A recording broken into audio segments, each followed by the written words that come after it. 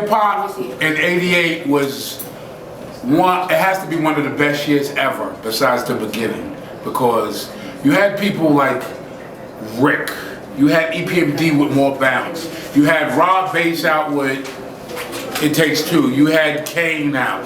It was just an explosion era of you had all the clubs, you had the Quarters, you had the Parrot, you had the Rooftop, you had all the drug dealers partying with us.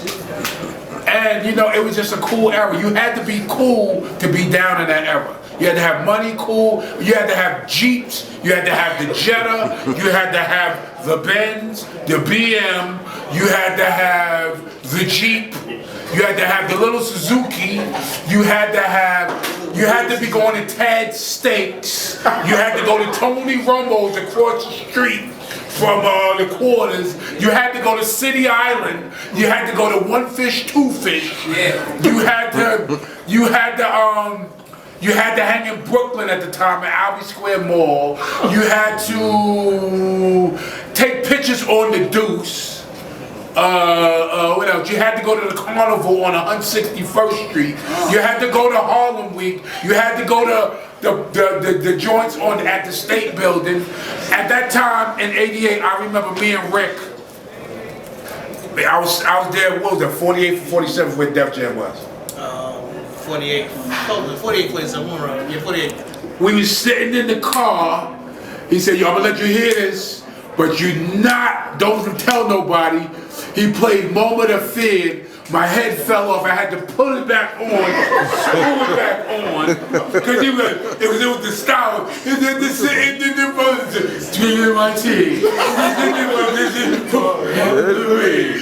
When I'm sitting on my lunch break, grinning my teeth. It's the last day of the week, boy, what a relief. My muscles kinda ached, they felt rigid and stiff. So I looked around, then I smoked this big fat split. Now I'm happy as can be, I'm in this my head spell. I put some ice in my eyes so that no one can tell. It's 12:55, almost time for the bell. Put the breakfast in the mouth so that the mouth don't smell. Oh my God! What's that? Then we went to go get some Chinese food. So Rick, to you 88, that year, around about that year, what did hip hop mean to you then?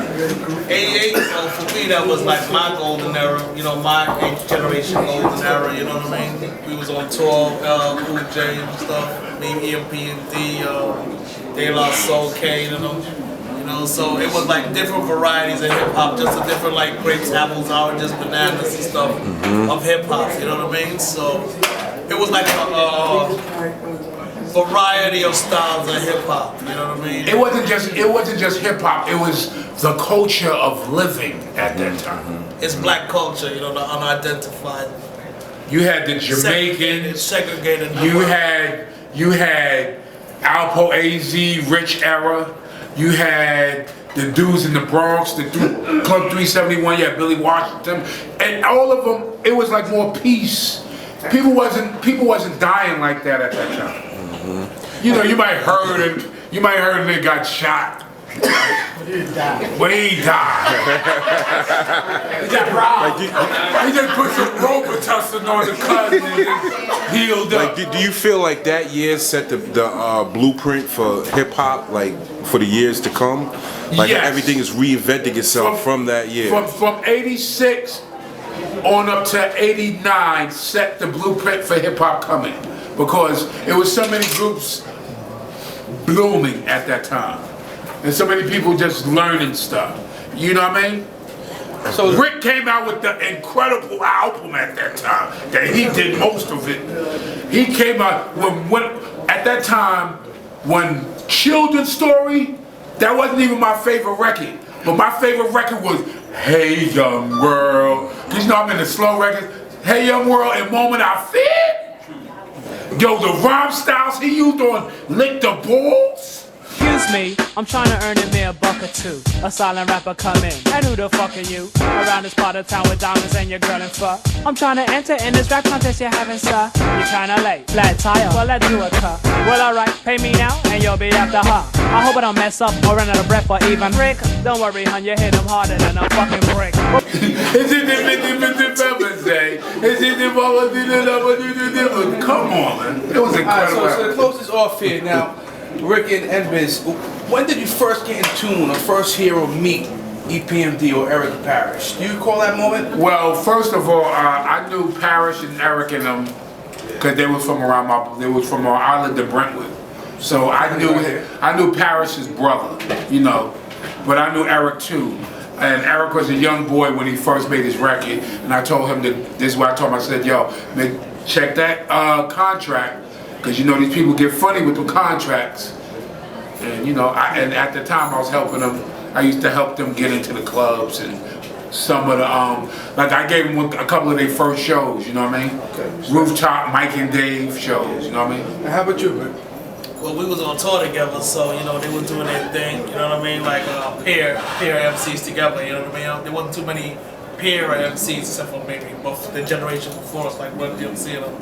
So they was doing their thing. They stepped the game up for the pairs. You know what I mean? And they always had funky beats. Really kept it to the market of the rap audience, which was good. You know what I mean? Because sometimes people lose focus. I forget there is an audience for the rap, for like a rap audience alone. You know what I mean? So it was a good when they made that like crossover and stuff like that. Like when they made their album was an album that everybody can listen to, even if you're young and you didn't know how to rap. It gave you inspiration to rap. You know what I mean? Yeah, so basically, like I was saying, if I was rudely interrupted by this nigga,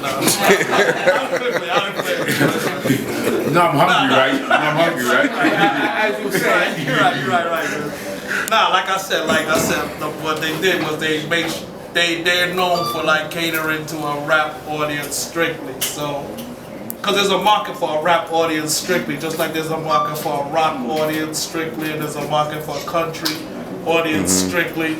There's a market for a rap audience strictly, and we need to know what the ingredients of the rap audience strictly is. Understood. It's like a little bit of R&B, not a whole heap, and a little bit of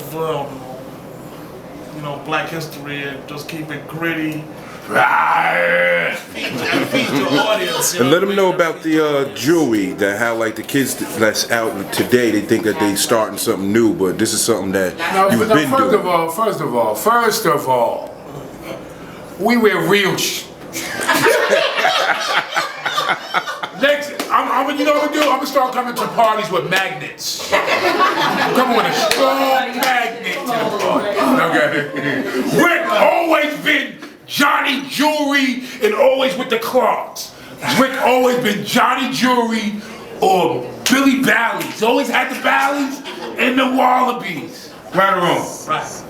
So basically what he's like trying to say, I said about like a black audience or the hip hop audience or the segregated audience, no disrespect to nobody, you know, is basically you learn from your forefathers.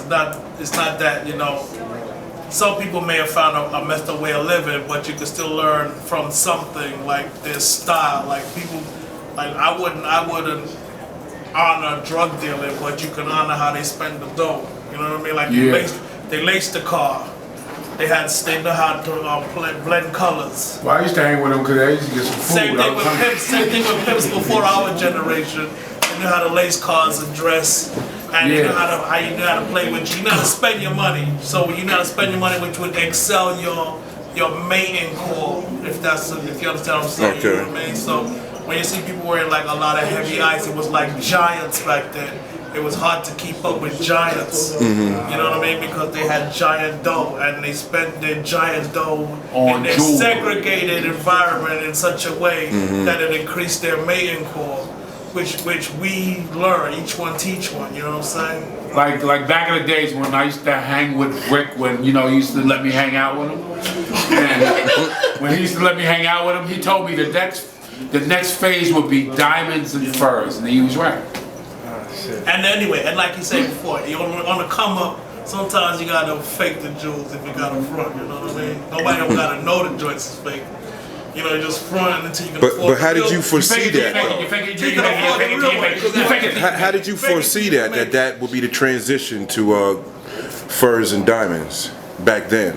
Well, Furs and Diamonds was always out. You know, if you follow African American history from as far back as It goes too far back like this. That's real. It goes far back like this. Y'all see it. It goes this far back. Run that! Run that! I'm getting ready to get a quarter water so I can 75 cents. Quick to get signed out, and we out of here. All right, 5 minutes, 5 minutes. Here we go. Biz Markie, Ricky D, AK Slick Rick. Bye bye.